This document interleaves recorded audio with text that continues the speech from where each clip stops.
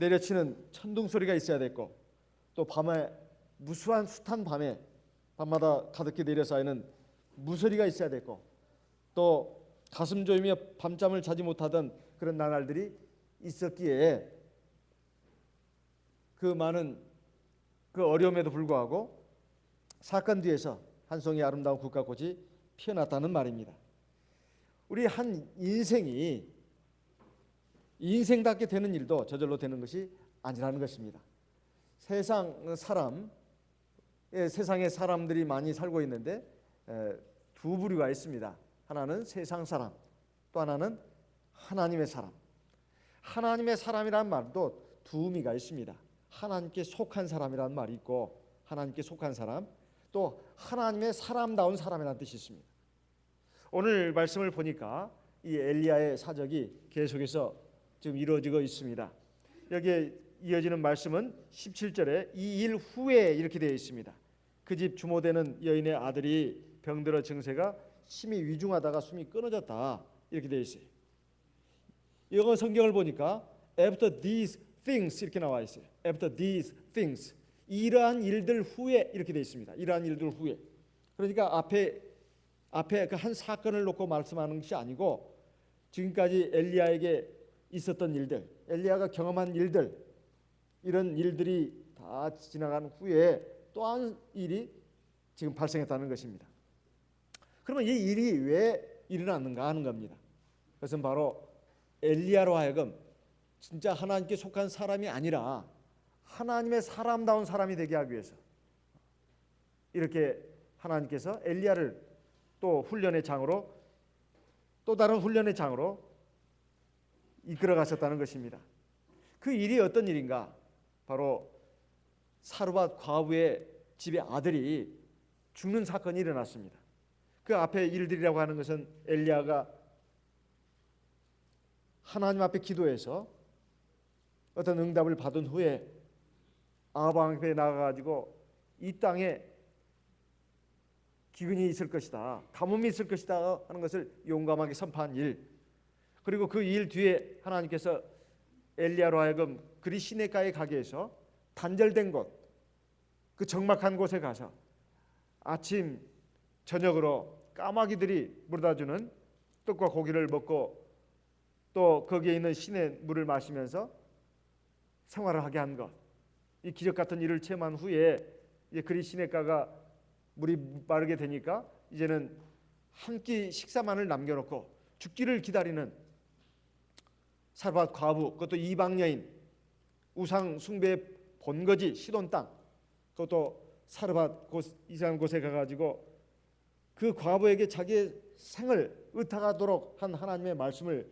따라서 가가지고 하나님의 말씀을 전하고 하나님의 살아계심에 대해서 믿게 하고 하나님의 능력으로 역사하실 것을 확신시킨 그러한 일을 하게 함으로써 그 집에 떡가루 그리고 기름이 엘리야가 머무는 동안, 그 가뭄이 끝나는 동안 끊어지지 않게끔 한 놀라운 기적을 체험하게 한 이러한 일 후에 이제 이런 일이 발생하게 한 것입니다. 바로 그 집에 그 과부되는 여인의 아들이 병들어서 증세가 심히 위중하다가 죽게 됐다, 이렇게 되어 있습니다. 그러니까 어느 날 무슨 갑작스러운 사고로 죽은 것이 아니라 병이 들었습니다. 그리고 그것이 점점점 깊어졌습니다. 위중해졌습니다. 그리고 숨이 끊어지는 이런 일이 일어났습니다. 이건 대단히 참 불행한 일이고 고통스러운 일이라고 할 수 있습니다. 그런데 엘리야가 바로 이런 일을 통해서 하나님의 사람다운 사람으로, 그리고 자기 입에서 나오는 말이 하나님의 말씀다운 말씀으로 이제 이방 여인에게 인정받는 그러한 역사가 일어났다는 것입니다. 그런데 이 일을 만났을 때 이 과부로서는 참으로 힘겨운 일이었습니다. 아니 어떻게 이런 일이 일어났단 말인가? 더군다나 자기 하나밖에 없는 아들이 죽게 되었습니다. 여기에 보면 이 아이가 몇 살인지는 나와 있지 않습니다만은 21절에 보게 되면 21절에 보면 그 아이 위에 몸을 3번 펴서 엎드리고 그 아이라고 되어 있습니다. 그래서 영어 성경에는 child라고 나와요. child. 이게 어린 아이죠. 그 주모의 품에서 지금 엘리야가 그 건네 받아 가지고 자기 품에 안고 다락으로 올라가 가지고 지금 살리는 그런 그 역사가 여기 나타나 있습니다. 그런데 엘리야가 이런 일을 지금 만났을 때 과부뿐만 아니라 엘리야로서도 얼마나 마음이 당황스럽겠습니까? 참 이건 정말로 전혀 생각지도 못한 일입니다. 그런데 바로 이러한 그 문제 앞에서 엘리야로서도 상당히 당혹스러웠을 것입니다. 왜 하나님께서 이런 일이 벌어지게 한단 말인가? 이 여인은 정말 자기 하나밖에 없는 아들이 죽었을 때 제정신이 아니었습니다. 그래가지고 아마 이런 상황에 있는 사람이라면 누구나 다 마찬가지일 겁니다. 과부입니다. 의지할 데 없는 남편도 없고 이제 이 아들 하나를 데리고 그 의지하면서 돌보면서 의지하면서 사는 이 과부에게 있어서 이 아들은 삶의 희망이기도 하고 의지이기도 했을 것입니다. 그런데 자기 아들이 죽으니까 숨이 끊어지는 아들을 놓고 막 울부짖었겠죠. 그러면서 이런 그 상태에 있는 여인이 정상적인 말을 하기가 어려웠을 겁니다. 그리고 상식적으로 생각하기도 어려웠을 겁니다. 그래서 막 찢어지는 가슴을 안고 비통해하면서 울부짖다가 자기 눈에 엘리야 선지자가 띄었다 이 말이에요. 그래가지고 그 엘리야 선지자에게 한 말이 18절에 나와 있습니다. 하나님의 사람이여 당신이 나로 더불어 무슨 상관이 있기로 내 죄를 생각나게 하고 또 내 아들을 죽게 하려고 내게 오셨나이까. 여기에 보면 엘리야를 보고 하나님의 사람이라고 말하고 있습니다. 당신은 하나님 믿는 사람이라는 뜻이죠. 당신은 하나님 믿는 사람이라는 뜻입니다. 당신은 하나님께 속한 사람이다. 그런데 당신이 나와 무슨 상관이 있어서 내 죄를 생각나게 하기 위해서 이 집에 왔습니까? 그리고 내 아들을 죽게 하려고 여기 오셨습니까? 지금 이렇게 말하고 있습니다. 지금 어찌 보면 이 여인이 그래도 믿음을 가진 사람이다 하고 생각을 할 수가 있습니다. 하나님의 사람을 보고 하나님의 사람이라고 했으니까. 또 하나 자기 죄에 대해서 생각나게 했다는 것입니다.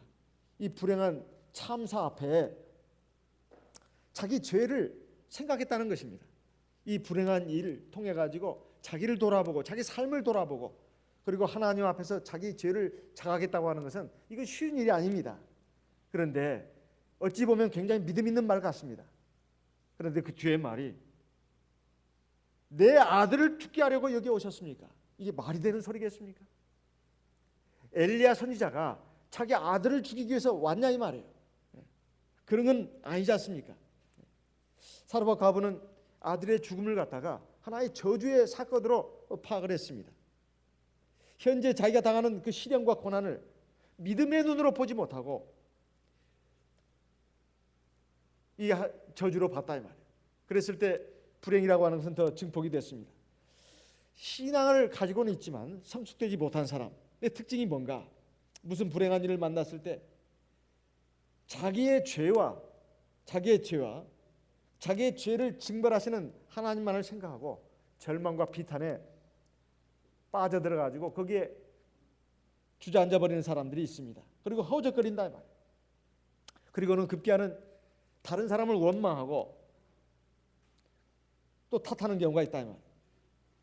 그런데 이 여인을 놓고 본다면 사실 엘리야 선지자가 자기 집에 와가지고 얼마나 신비한 하나님의 역사를 체험했습니까? 자기는 사실 통에 있는 떡가루 조금 그리고 기름 조금을 가지고 이제 마지막 한 끼 식사를 만들어 가지고 자기 아들과 함께 먹고 난 뒤에 죽으려고 했었다 이 말이에요. 죽음을 기다리는 그 상황이었습니다. 그런데 엘리야 선지자가 와가지고 살아계신 하나님에 대해서 증거를 하고 바알 우상은 헛된 것이고 하나님만을 믿어라. 하나님께서 나에게 이런 말씀을 하셨다. 네가 내 말대로 그 떡가루를 가지고 먼저 떡을 만들어서 나에게 먼저 준다면 이 가뭄이 끝나는 날까지 네 집에 있는 통에 떡가루 그리고 기름은 그치지 않고 계속해서 나올 것이다. 이 말도 안 되는 황당무계한 말.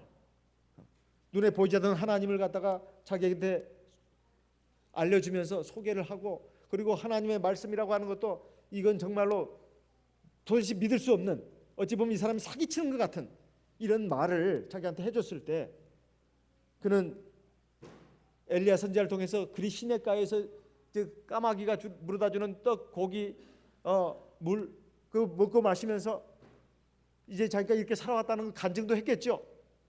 그렇지만 그것도 자기가 겪은 일이 아닙니다. 남이 겪은 일이다 이 말이에요. 이 사람이 그 떡 한 끼 먹으려고 이렇게 말도 안 되는 수작을 벌이고 있구나 했지만은 이 사람은 믿음을 가지고 몸을 한 것이죠. 그래 어차피 이 한 끼 먹고 죽는 것은 매한 가지고 먹어도 죽고 안 먹어도 죽고, 그렇다면 하나님을 믿고 이 사람 말대로 한번 줘보자. 줬더니만 정말로 계속해서 그 가루에서 그 통에서 가루가 나왔고 그리고 기름이 나왔다는 이거 얼마나 신기한 일이냐 이 말이에요. 아마 매일매일 밥을 지어 먹으면서 매일매일 세끼 식사를 하면서 또 자기 친척들도 불러 모아 가지고 이 같이 먹고 살면서 이건 정말로 놀라운 일이다, 신기한 일이다 하면서 하나님 앞에 감사하고 또 감사하지 않았겠습니까? 그런데 아무리 기적이사라 하더라도 그걸 계속 체험하다 보면 그것이 일상사가 돼버립니다. 일상사가 돼버린다. 사실 아침에 해가 떠서 저녁에 해가 지고 그리고 우리가 농사지은 농부들의 그 밥을 먹고 또 어부들이 바다에 가서 잡은 고기를 우리가 먹고 또 공장에서 사람들이 옷 지어 놓은 것을 갖다 우리가 사서 입고 우리는 밖에 나가서 일하고 이게 사는 것이 사실은 기적인데 이것이 그냥 기적이 무슨 기적이냐 이게. 이건 일상적인 일이지. 이렇게 생각하면서 하나님의 살아계심, 하나님의 역사, 하나님의 돌보심 이런 것을 우리가 인정하지 않고 살아가는 우리들의 모습. 사실 이 사렙다 과부가 매일매일 자기 집에 통에서 떡가루가 생기는 것, 그리고 기름병에 기름이 계속 생기는 것, 그것도 처음에는 기적이지만 그것이 계속되면 그게 당연한 일이 돼버립니다. 당연한 일이 돼버려요. 이스라엘 백성들이 그랬습니다. 출애굽하기 전에 애굽에 10가지 재앙 내릴 때마다 얼마나 놀랬겠습니까? 그런데도 홍해바다 앞에 왔을 때는 자기들 죽게 만들었다고 막 하나님 원망하고 모세 원망하고 막 그러지 않았습니까? 그런데 기적같이 홍해바다가 열어졌습니다. 얼마나 놀랬겠습니까? 그 홍해바다를 건너고 나서 하나님을 찬송하는 그 찬송을 불렀습니다. 하나님이야말로 유일한 신이고 우리의 구원자시고 하나님의 능력은 참 뛰어나다고 그렇게 찬송을 불렀다 이 말이에요. 그래가지고 이제 애굽을 이제 완전히 나와가지고 광야 길로 접어들었을 때 얼마나 식량이 떨어졌습니다. 또 원망했습니다. 근데 하나님은 하늘의 창고문을 열어가지고 매일 아침에 만나가 내리게 하고 저녁에는 메추라기 때가 그 땅에 지면에 떨어지게 해서 떡과 고기를 또 먹게 하지 않았습니까? 얼마나 놀라운 일이냐 이 말이에요. 매일매일 기적이 있는 그런 삶입니다. 그런데도 이스라엘 백성들이 하나님 믿지 않고 믿지 못하고 원망, 불평, 불순종 계속 이렇게 나갔다 이 말이에요. 그래서 이것이 단순히 이 과부의 이런 속성만이 아니라는 겁니다. 옛날에 이스라엘 백성들은 그랬습니다. 그러면 과거의 사르와 과부뿐만 아니라 이스라엘 백성만 그랬습니까? 오늘의 우리도 내 한 가지입니다. 우리가 하나님 앞에서 기적이사를 체험했어도 그때는 참 신기했습니다. 참 놀라웠다 이 말이에요. 하나님 살아계신 것이 분명히 보였습니다. 그런데 시간이 흐르고 나서 또 다른 어떤 문제를 만나고 어려움을 만났을 때 그 하나님이 눈에 보이지도 않습니다. 하나님의 능력은 그냥 까맣게 잊어버렸습니다. 하나님의 말씀을 따라서 우리가 순종해서 그 말씀을 의지하고 나가면은 하나님께서 돌봐주시고 지켜주시고 인도해 주신다는 그런 것은 온데간데 이제 없어진다 이 말이에요. 하나님의 역사를 체험해도 아무리 신기한 하나님의 능력을 체험해도 또 다른 시련이 닥치면 언제 하나님의 역사를 체험했냐는 식으로 까맣게 잊어버리는 것이 우리의 속성이다 이 말입니다. 그래서 우리가 하나님의 역사, 하나님의 능력, 하나님의 말씀에 순종해 가지고 우리가 받는 하나님의 은혜를 잊어버리면 사실은 환경이 바뀔 때마다, 새로운 일이 우리에게 닥칠 때마다 다시 원점으로 돌아가 버리는 겁니다. 제가 최근에 들은 참 신기한 간증이 있습니다. 미국 캘리포니아에서 어느 교회에서 우리 어떤 성도님이 간증을 했는데, 이분이 원래 우리 교인이 아니었습니다. 그런데 우리 교회에 이제 전도가 돼가지고 들어왔는데 불과 몇 년 안 된 걸로 알고 있습니다. 뭐 4년이나 5년이나 됐는가요? 근데 미국에서 네 번째로 바이올린을 잘 치는 그런 아주 뛰어난 유명한 바이올리니스트라고 합니다. 어려서부터 다 바이올린을 치고 연습하고 오래 재능을 인정받아가지고 미국에서 랭킹 4위 되는 유명한 바이올리니스트라는 거예요. 근데 교회에 들어와서 이제 하나님 말씀을 듣고 또 예배 드리면서 듣는 하나님의 말씀 가운데 이런 말씀을 어느 날 들었습니다. 우리에게 있는 모든 재능, 능력은 하나님이 주신 것입니다. 이렇게 이제 그런 말씀을 들었어요. 그러니까 이분이 속으로 어떻게 생각했냐면, 그럴 리가 있나? 내가 이 바이올린을 이렇게 잘 켜는 것은 어려서부터 쭉 연습을 해왔기 때문이지 뭐 하나님이 나한테 이런 재능을 줬단 말인가? 마음속으로, 그것도 말을 한 것이 아니라 마음속으로 그렇게 생각을 했습니다. 그날 밤에 이제 집에 돌아가서도 그렇게 생각을 했다 이 말이에요. 그런데 자고 나니까 손이 마비가 됐습니다. 손이 마비가 됐어요. 바이올린을 킬 수가 없는 겁니다. 그래서 이게 어찌 된 일이지? 내가 뭐 밤에 잠을 잘못 잤나? 그래가지고 이거 그냥 별거 아니라고 생각했는데 이게 계속 손을 못 쓰는 거예요. 바이올리니스트에게 있어서는 손이 생명 아니겠습니까? 손을 움직일 수가 없는, 손가락을 움직일 수가 없는 거예요. 손이 마비가 돼가지고. 그래가지고 이거 참, 그래가지고 막 너무 참 막 우울증이 왔습니다. 그래가지고 막 술도 마시고 막 이렇게 이제 막 하다가 생각이 났어요. 혹시 내가 언젠가 안식일에 하나님 말씀을 듣는 가운데 모든 재능, 능력은 하나님 주신 것이다, 이 말씀을 갖다가 내가 무시하고 내가 어려서부터 계속 바이올린을 막 피눈물 나게 불철주야로 연습해가지고 내가 이렇게 뛰어난 재능을 가지고 훌륭한 바이올리니스트가 된 것이지 하나님이 무슨 이런 능력을 줬단 말이냐, 여기에 대해서 내가 마음속으로 그걸 부인한 것에 대해서 하나님이 혹시 징계를 하신 것이 아닌가, 이런 생각이 들었습니다. 그래가지고 하나님께 기도를 했어요. 하나님, 혹시 내가 그것 때문에 하나님 앞에 죄를 졌다면 하나님 내 죄를 용서하시고 이 손이 정상으로 되게 해주십시오, 이렇게 기도를 했답니다. 그랬더니 손이 정상이 됐어요. 손이 정상이 됐습니다. 그래가지고 바이올린을 다시 잘 키게 됐습니다. 그래가지고 보니까 이제 좀 시간이 지나다 보니까 이거 우연이 된 것이 아닌가, 이런 생각이 들었다는 거예요. 내가 그때 괜히 쓸데없는 걱정을 해가지고 쓸데없는 생각을 해서 하나님이 뭐 그렇게 나에게 재능을 준 것이며 내가 그 생각 한번 했다고 하나님께서 뭐 나를 손을 마비되게 한 것인가, 이건 우연이야, 이렇게 생각했다는 겁니다. 그러니까 다시 또 마비가 된 거예요. 다음날 자고 나니까 또 손이 마비가 된 거예요. 그게 이제 한동안 갔습니다. 그때서야 알았습니다. 내가 정말 잘못했구나. 정말 하나님이 모든 사람들에게 생명을 주시고 또 지혜도 주시고 능력도 주시는구나, 그걸 깨달았다 이 말이에요. 그리고 하나님 앞에 진심으로 회개를 했습니다. 그랬더니 다시 손이 정상이 됐다는 거예요. 그래서 그것을 성도들 앞에 간증을 했습니다. 그 간증을 들은 미국 교회 성도님들이 다 은혜를 받고 감동을 받았다는 것입니다. 시편 139편을 보겠습니다. 시편 139편, 시편 139편 1절, 여호와여 주께서 나를 감찰하시고 아셨나이다. 주께서 나의 앉고 일어섬을 아시며 멀리서도 나의 생각을 통촉하시오며. 3절, 나의 길과 눕는 것을 감찰하시며 나의 모든 행위를 익히 아시오니 여호와여 내 혀의 말을 알지 못하시는 것이 하나도 없으시니이다. 주께서 나의 전우를 들으시며 내게 안수하셨나이다. 6절 이 지식이 내게 너무 기이하니 높아서 내가 능히 미치지 못하나이다.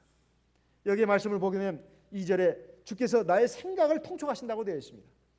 하나님께서는 무사람의 생각을, 마음을 다 아신다는 겁니다. 내가 마음속으로 한 말도 아신다는 거예요. 아니 그래도 하나님이 어찌 그렇게까지 하시랴? 틀림없습니다. 제가 언젠가 우리 교회 어느 청년으로부터 들은 얘기입니다. 지금 여기 서울 그 근방에 보면 영종도가 있습니다. 인천국제공항이 있죠. 거기에 딸린 섬들이 많이 있는데 그 중에 하나가 무의도라는 섬입니다. 작년인가 재작년에 우리 남신도들하고 거기 한번 갔었습니다.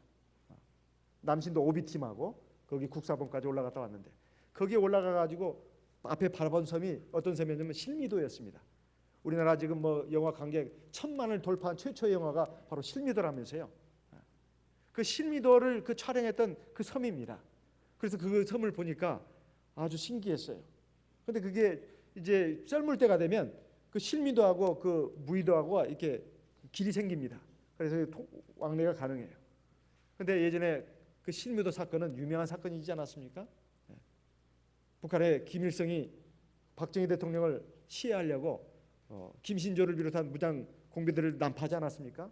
그래가지고 실패로 끝났죠. 그래가지고 많이 사살하고 또 그 자살도 하고 김신조 그 사람은 이제 잡아가지고 그 사람은 이제 전향을 했습니다만은 그때 이쪽에서도 막 화가 굉장히 났습니다. 박정희 대통령도 화가 나가지고 우리도 가만히 있을 수 없다 해가지고 김일성의 목을 따오라고 이제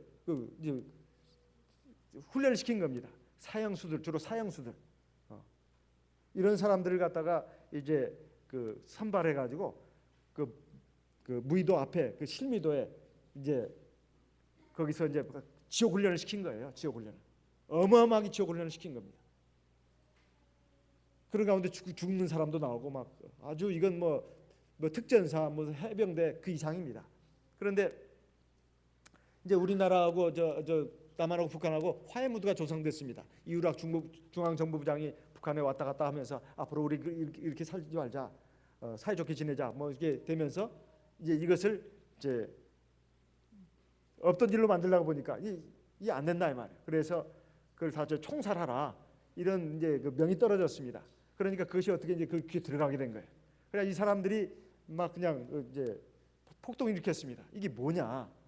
그래가지고 이제 거기 있는 사람들 군 뭡니까 지휘자들 간부들 막 쏴 죽이고 이제 거기를 이제 섬을 탈출하게 되는데 거기서 유일하게 생존한 한 사람이 있었어요. 그러니까 그 훈련 교관 또는 뭐 훈련병 이런 사람 중에서 유일하게 살아남은 한 사람이 있었는데 다 지금 쏴 죽이고 이제 그 섬에서 빠져나와가지고 무의도를 거쳐서 이제 서울 청와대로 간다 이런 그 계획을 가지고 무기를 탈취해가지고 거기에 있는 훈련 교관들, 훈련병들 다 죽이고 이제 가려고 그러는데 한 사람이 유일하게 거기에서 빠져나왔습니다. 그래가지고 그 실미도에서 그 무의도로 이렇게 이제 그때가 아마 이제 육지가 됐었던가 봐요. 거기까지 이제 왔는데 그 한 사람이 탈출해가지고 왔는데 정말 근데 그 폭도들은 뭡니까? 다 총을 가지고 중화기로 무장하는 한 사람들이다 이 말. 근데 자기가 그까지 그 섬 이제 마지막 그 부분까지 왔는데도 자기가 더 이상 갈 수가 없더라는 겁니다. 근데 그 사람들이 막 와가지고 이제 자기를 보면은 이제 쏴 죽일 수밖에 없죠. 근데 이 사람이 아마 일반 교회를 다니는 사람이었는가 봅니다. 그 자리에서 무릎 꿇고 하나님 기도했답니다. 하나님 날 좀 살려주십시오. 제발 좀 살려주십시오. 살려만 주신다면 정말 앞으로 제가 좋은 일을 하는 사람이 되겠습니다. 아마 이런 식으로 기도를 했겠죠. 그런데 그 사람들이 총을 가지고 왔는데도 자기를 못 보더래요. 뻔히 볼 수 있는데도.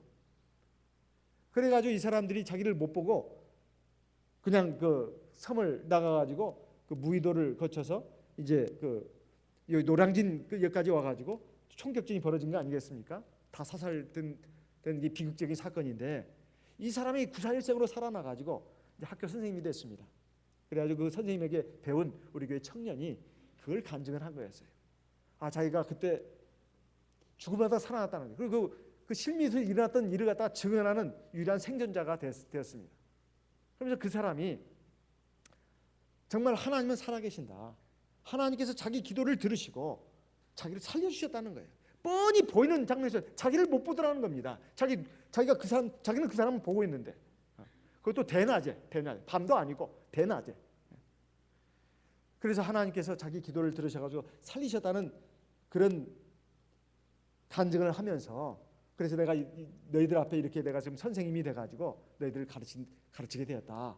아마 이제 그때 일이 언제입니까? 굉장히 오래된 일 아니겠습니까? 그 선생님은 나이가 지긋하게 된 선생님이죠. 근데 하나님은 이렇게 세상 모든 사람들 이렇게 돌보시고 있다는 걸 알 수가 있습니다. 시편 145편을 보겠습니다. 시편 145편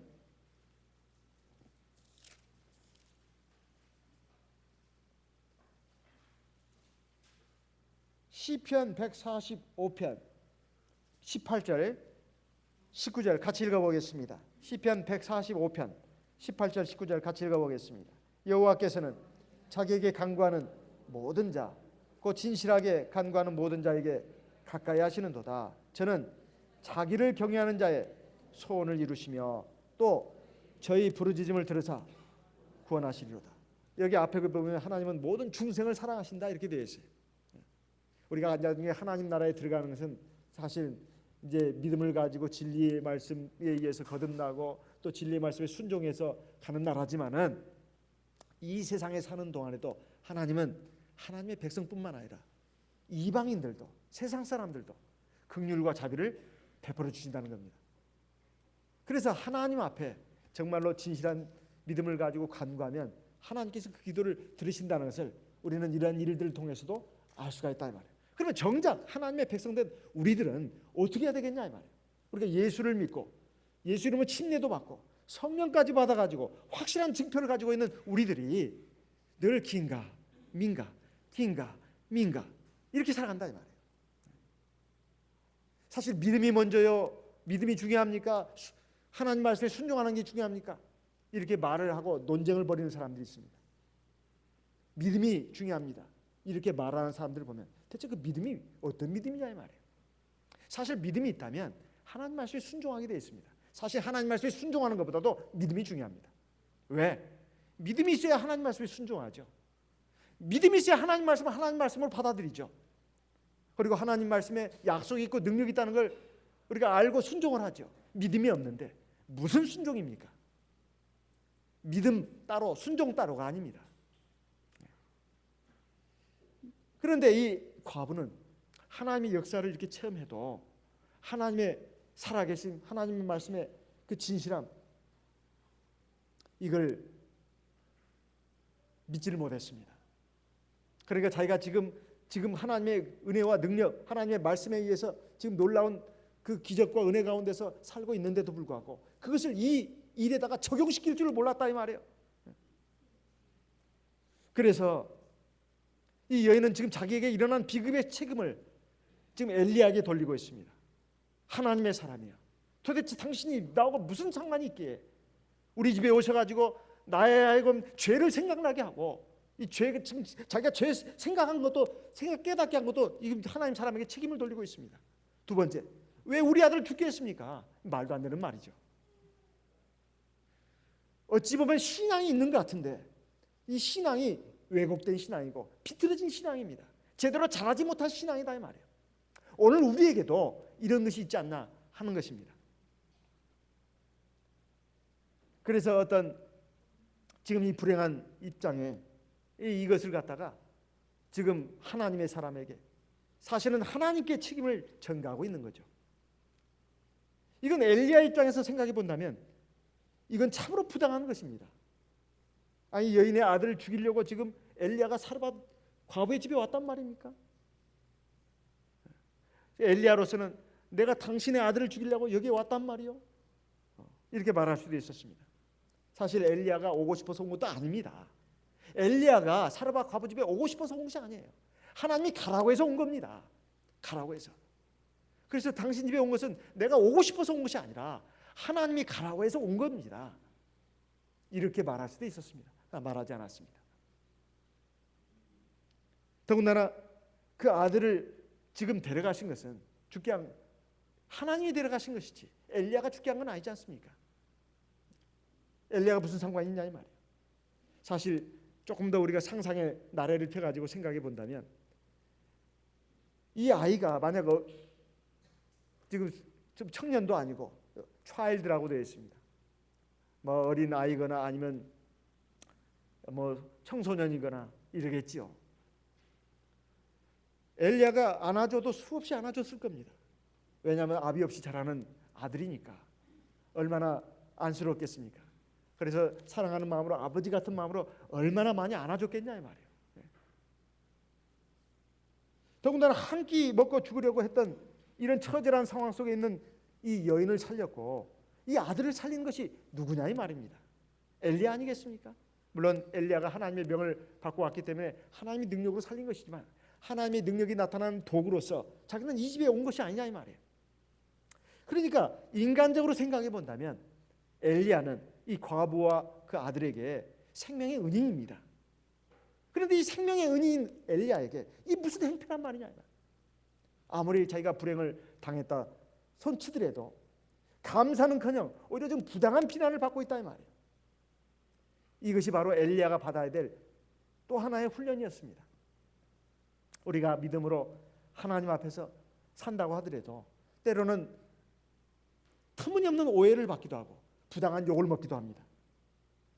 그런데 그것이 사실상 굉장히 힘든 일입니다. 좋은 대우는커녕 칭찬은커녕 인정은커녕 오히려 오해를 받고 욕을 먹는 이 상황, 이건 참 감당하기 힘든 겁니다. 특히 근거 없는 비난을 받을 때 힘든 것이다 이 말이에요. 근데 엘리야는 이것을 이겼습니다. 디모데후서 3장 12절에 보면 의롭게 살고자 하는 자, 경건하게 살고자 하는 자는 핍박을 받으리라 이렇게 되어 있습니다. 또 예수님께서 산상순 가운데 주신 팔복 가운데 맨 마지막 복을 보게 되면 마태복음 5장 11절 12절에 나와 있습니다. 나를 인하여 너희를 욕하고 핍박하고 거짓으로 너희를 거스려 모든 악한 말을 할 때는 너희에게 복이 있나니 기뻐하고 즐거워하라. 하늘에서 너희의 상이 큼이라. 너희 전에 있던 선지자들을 이같이 핍박하였느니라. 이것은 꼭 하나님의 선지자, 하나님의 종들에게만 주신 말씀이 아닙니다. 우리가 믿음으로 살다 보면 이건 이렇게 돼야 되는데 저렇게 되는 경우가 있다 이 말이에요. 저렇게 되는데 이렇게 되는 경우가 있어요. 그러니까 순리대로 안 되는 데가 있다 이 말이에요. 그럴 때 우리는 당황을 합니다. 그리고 마음에 실망이 일어납니다.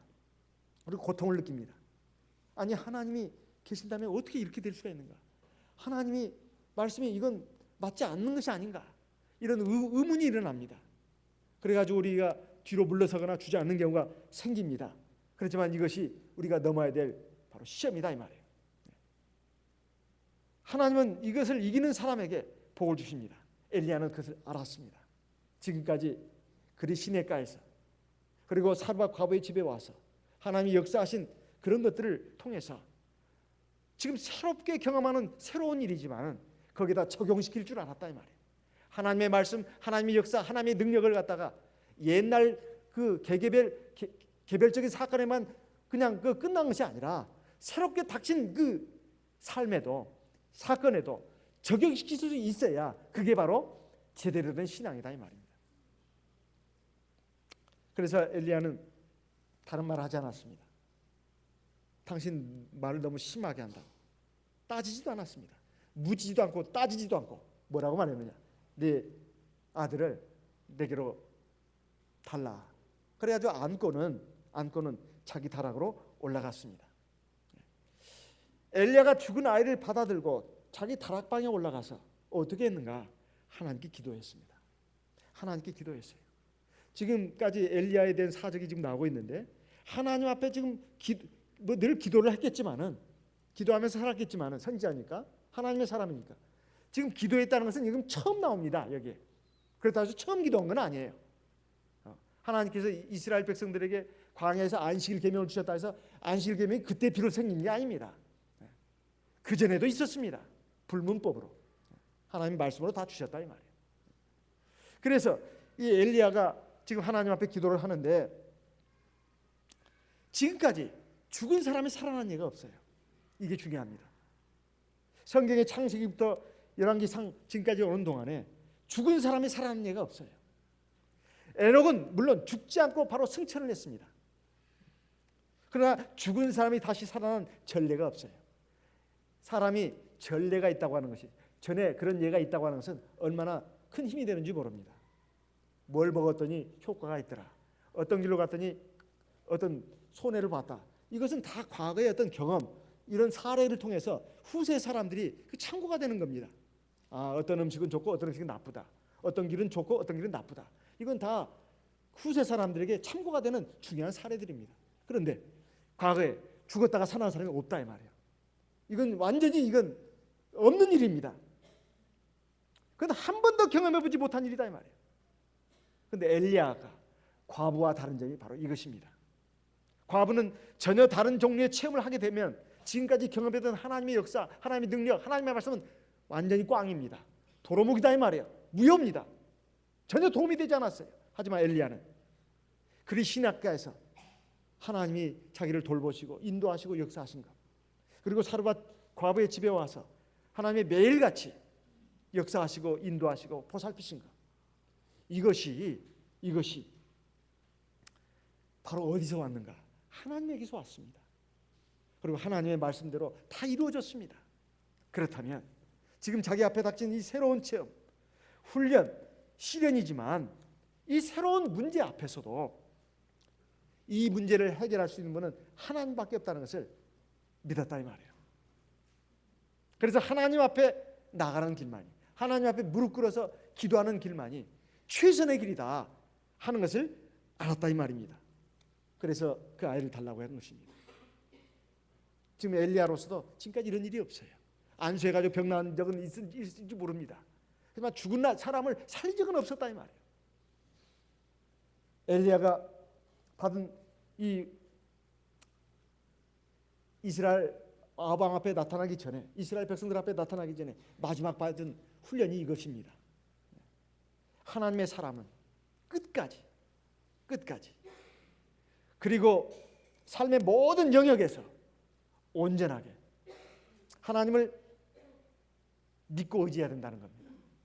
하나님의 사람은 끝까지, 그리고 모든 삶의 영역에서 온전히 하나님을 믿고 의지해야 된다. 그리고 하나님 말씀 붙들어야 된다는 겁니다. 그래서 이 엘리야가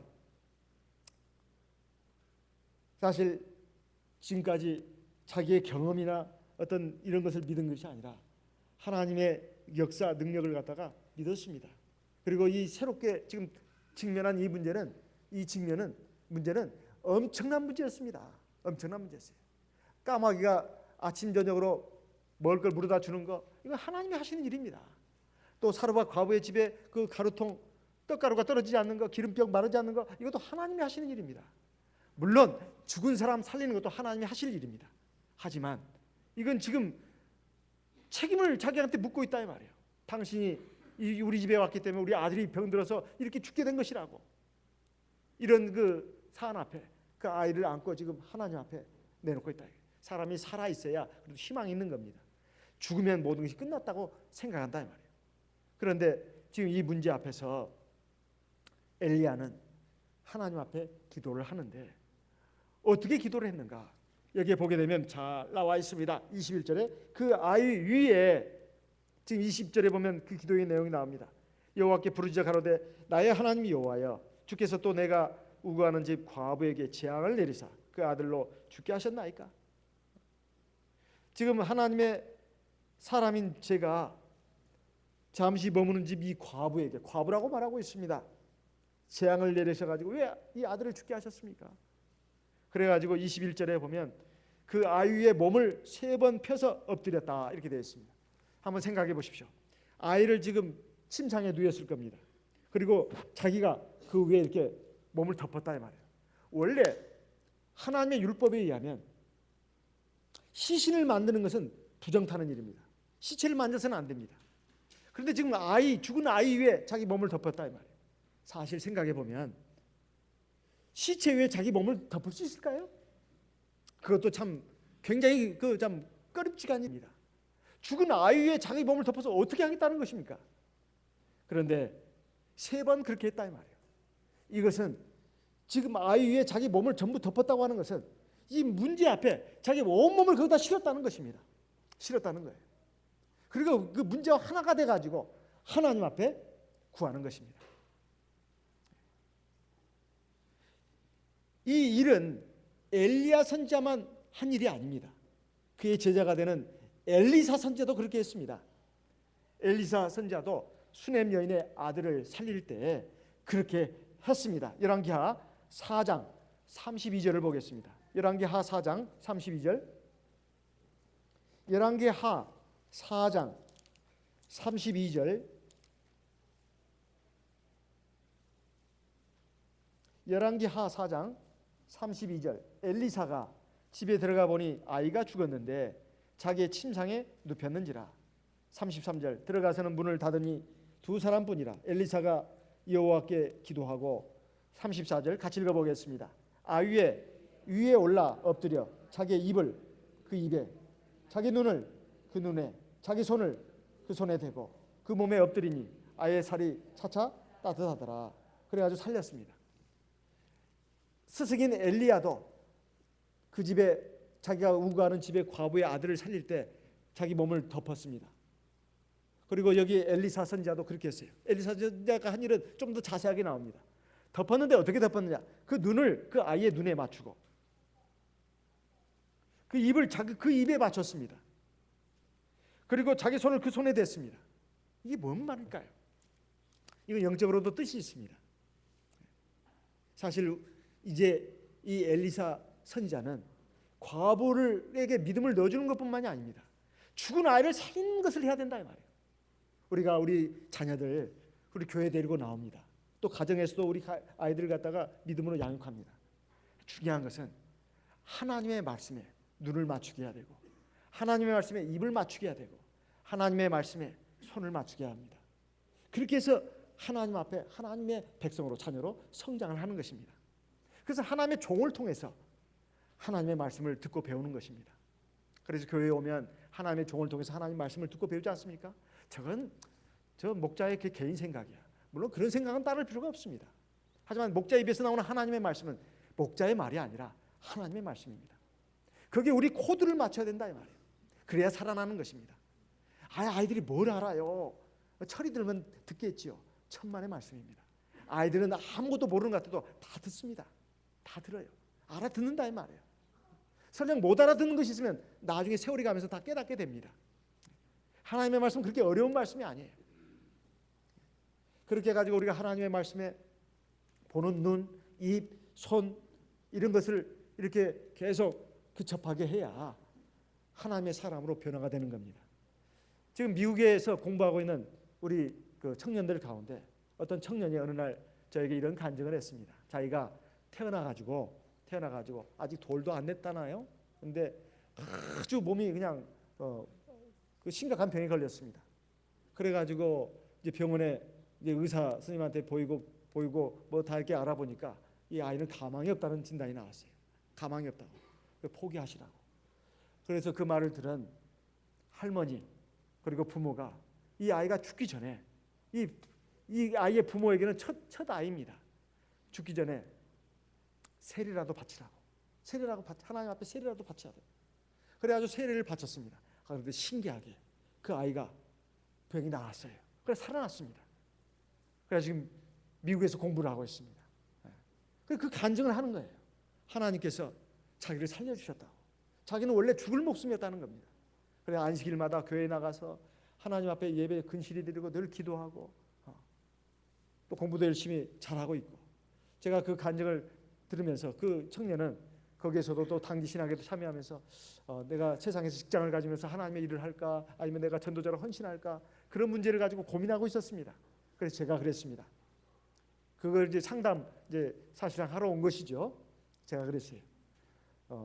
하나님의 인도하심을 믿고 계속 열심히 공부해라. 열심히 공부해라. 세상 공부도 믿음을 가지고 공부하면 나중에 목자가 됐을 때 그게 큰 도움이 된다. 물론 그것이 결정적인 도움이 되는 건 아니다. 그러니까 열심히 공부하면서 기도 열심히 하고 지금 현재 공부를 열심히 하라고. 그리고 그때 가서도 네 마음이 변하지 않고 하나님이 인도하신다면 너는 하나님의 앞에 바쳐라, 몸을 바쳐라, 헌신해라, 이렇게 제가 권면했던 기억이 납니다. 자, 이것이 바로 하나님께서 우리 하나님의 백성들을 다 이렇게 돌보시는 겁니다. 우리가 내가 이 세상에 살아오는 동안에 죽을 고비도 많이 넘겼고 여러 가지 많은 고비도 거쳤습니다. 사실 하나님이 세심한 눈길, 사랑의 손길이 있었기에 오늘 우리가 이 시간까지 온 것입니다. 우리가 이것을 믿고 인정한다면 우리가 지금 하나님 앞에서 어떠한 모습으로 서야 되는지 이거 한번 우리를 점검해 볼 필요가 있습니다. 사실 엘리야가 이 과부의 아들 위에 몸을 덮었습니다. 그것은 그 죽은 아이를 지금 살려야 되는 겁니다. 죽은 아이가 무슨 의식이 있단 말입니까? 아무 의식이 없습니다. 그런데도 눈을 그 눈에 맞췄고 입을 그 입에 맞췄고 손을 그 아이의 손에 맞췄다고 하는 것은 전 그 하나님의 말씀, 능력이 거기 아이에 의해 임하도록 그렇게 한 것입니다. 죽은 사람 살리는 것은 하나님밖에 없습니다. 하나님을 대면하게 해야 된다 이 말이에요. 하나님을 대면하지 않는데 어떻게 살아날 수가 있겠습니까? 그리고 이것은 엘리야에게도 중요한 또 훈련이었습니다.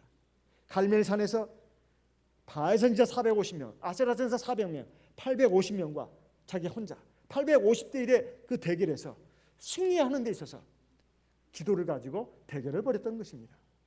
그때 엘리야는 거짓 선지자 850명을 놓고 자기 혼자서 그 대결에 임했습니다. 하늘에서 불이 내리게 하는 신이 진짜 신이다, 그런 그 싸움이었습니다. 그 역사를 위한 전초전이었다 이 말이에요. 전초전이었습니다. 이 한 아이를 살리는 역사가 바로 하나님께서 이스라엘 모든 백성들을 살리는 놀라운 역사를 일으키는 데 있어서 하나의 전초전이었다 이 말이에요. 이 아이를 하나 살리지 못하면 어떻게 이스라엘 백성을 살리겠냐 이 말이에요. 끝까지, 그리고 절망적인 상황에서도 온전히 하나님을 믿고 의지하고 하나님 말씀을 붙드는 이 모습은 그 역사로 인해서 이 아이가 다시 살아나게 되었습니다. 중요한 것은 이 아이가 하나가 살아난 것이 아닙니다. 그 뒤에 이 과부가 한 말이 참 중요합니다. 이렇게 기도했더니 이 아이의 혼이 돌아왔습니다. 22절에 보면 여호와께서 엘리야의 소리를 들으심으로 그 아이의 혼이 몸으로 돌아오고 살아난지라. 23절에 보면 엘리야가 그 아이를 안고 타락에서 방으로 내려가서 그 어미에게 주면서 말했습니다. 보라, 네 아들이 살았다. 그러니까 24절에 이 과부가 한 말이 참으로 기가 막힌 말입니다. 엘리야에게 말했습니다. 내가 이제야 당신은 하나님의 사람이시오. 당신의 입에 있는 여호와의 말씀이 진실한 줄 아노라. 아까 하나님의 사람이라고 했던 말은 무슨 말입니까? 하나님께 속한 사람이라는 뜻입니다. 당신 하나님 믿는 사람이라. 그렇지만은 그 껍데기로 하나님 믿는 사람이란 그냥 형식적인 인정입니다. 근데 여기에 보면은 내가 이제야 당신은 하나님의 사람이야, 이렇게 말을 했습니다. 하나님의 사람이란 말의 의미가 다른 것입니다. 하나님의 사람다운 사람이라는 뜻입니다. 하나님의 사람다운 사람이라는 거예요. 우리는 세상 사람에서 하나님의 사람으로 신분이 바뀐 사람들입니다. 저와 여러분은 법적으로 신앙면에서 세상 사람이 아니라 하나님의 사람이 되었습니다. 그렇지만 이름만 하나님의 사람입니까? 아니면 실제적으로도 하나님의 사람입니까? 명실상부한 하나님의 사람이 되는 이 과정에 우리가 지금 놓여 있습니다. 그러기 위해서 우리를 지금 삶의 여러 가지 현장으로 우리를 걸어가게 하면서 우리를 훈련시키는 겁니다. 사실 엘리야도 이걸 통해서 비로소 확실한 하나님의 능력, 살아계심을 체험할 수가 있었고, 진짜 이것도 엘리야에게 있어서는 엄청난 시험이었습니다. 엄청난 시험이었어요. 만약에 여기서 그와와 똑같이 주저앉아 버린다면, 그리고 포기한다면, 그리고 하나님에 대해서 원망하고 의심하고 하나님의 말씀, 하나님의 능력, 역사 이거를 믿지 않는다면 이런 역사가 일어날 수 있었겠습니까? 그리고 정말로 하나님의 사람다운 사람이 될 수 있었겠냐 이 말이에요. 늘 인간적인 생각, 세상적인 경험, 이치 이것 가지고 따지고 들면서 하나님의 말씀은 늘 그냥 깎아치고 외면하고 불순종한다면 정말로 하나님의 사람이 될 수가 있었겠냐 이 말입니다. 우리가 하나님의 말씀을 무수히 듣고 배우면서도 사실 하나님 잘 믿지 않습니다. 하나님 말씀 잘 받아들이지 않는다 말이에요. 이게 우리들의 모습입니다. 받아들이는 것은 내 형편에 맞게 받아들인다 이 말이에요. 이래 가지고서는 어떻게 온전한 하나님의 사람이 될 수 있겠습니까? 그리고 하나님의 온전한 능력을 체험할 수 있겠냐 이 말이에요. 여기에 중요한 것은 이제야 당신은 하나님의 사람이시요. 그다음 당신의 입에 있는 여호와의 말씀이 진실한 줄 아노라. 지금 엘리야는 하나님의 말씀을 가지고 지금 이 과부를 대한 겁니다. 그런데 입에서 나오는 말이 세상 말, 인간적인 말, 누가 어떤 철학자의 말, 어떤 사상가의 말, 어떤 지혜로운 사람의 말, 그걸 전한 것이 아니라 하나님의 말씀을 가지고 지금 이방인을 대했던 것입니다. 우리가 세상을 살아가면서 가정 생활도 마찬가지고 교회 생활도 그렇고 세상 생활도 그렇습니다. 우리가 사람의 말을 해서는 안 된다는 말이 아닙니다. 정말 우리가 하나님 앞에서 하나님의 사람답게 하나님의 말을 하면서 사는 그런 사람들이 되어야 되지 않겠습니까? 그런데 세상 사람이 볼 때 당신 교회 다닌 사람이었어? 몰랐네. 왜 몰랐을까? 왜? 지금까지 하나님의 말을 별로 하면서 살지 않았으니까. 다 쓰잘데없는 얘기, 세상적인 말, 불신앙적인 말, 어리석은 말, 악한 말, 부덕이 되는 말만 하고 살았으니 하나님의 내가 사람인지를 세상 사람이 모르는 경우도 많습니다. 그리고 우리가 하나님의 말씀을 하더라도 입에만 붙어있는 말이지 실제로 정말 그 말씀이 신빙성 있는 말, 능력 있는 말, 하나님의 역사가 나타난 말씀으로 얼마나 내 가족들이 그리고 내 이웃들이 신빙성 있게 받아들이냐 이 말이에요. 그러기 위해서는 내가 정말로 하나님의 말씀에 완전히 서야 합니다. 이것은 그렇게 어려운 일이 아닙니다. 하나님은 우리 성도님들 각자 다 사랑하십니다. 다 각자 형편에 맞게 우리를 삶의 현장으로 이끌어 가십니다. 그건 다 훈련장입니다. 그래서 어떤 어려움을 만났을 때 낭망하거나 절망하지 말고 정말로 하나님 믿고 의지하고 하나님 말씀을 붙들고 그 말씀을 따라서 나가게 되면 반드시 하나님의 역사가 있습니다. 죽었던 아들을 다시 받아 안고서야 이 과부는 엘리야의 하나님, 그분 말씀의 진실성을 고백을 하게 되었습니다. 우리가 하나님의 말씀을 늘 들으면서도 그 말씀을 우리가 잘 믿지 못하고 나가게 되면 사실 당황하고 불안해하고 초조해하고 그리고 원망, 불평 또는 분노, 적대감 이런 것만 나오게 돼 있어요. 하지만 우리가 정말 하나님을 믿고 하나님의 살아계심을 믿고 하나님 말씀의 진실성을 믿는다면 거기에 하나님의 역사가 일어나게 되어 있습니다. 오늘 우리에게 주신 말씀을 절대 우리 잊어버리지 맙시다. 사실 엘리야의 하나님 사적은 엘리야의 얘기로 끝나는 것이 아니라 오늘 저와 여러분에게 주시는 하나님의 말씀인 줄 압니다. 우리가 이것을 믿음을 가지고 받아들이고 항상 우리의 마음, 생각, 말, 행동이 하나님에 대해서 우리가 온전히 믿고 하나님 말씀에 코드를 맞추는 저와 여러분 되시기를 바랍니다. 그래야 우리가 하나님의 사람으로서 이 세상을 살 수가 있고 세상 사람들에게 생명의 하나님, 유일하신 참 하나님을 갖다가 증거할 수 있는 그러한 하나님의 종들이 될 수가 있습니다. 그러한 역사가 저와 여러분에게 더욱더 왕성하게 일어나기를 예수님의 이름으로 기원하는 바입니다. 묵도하겠습니다.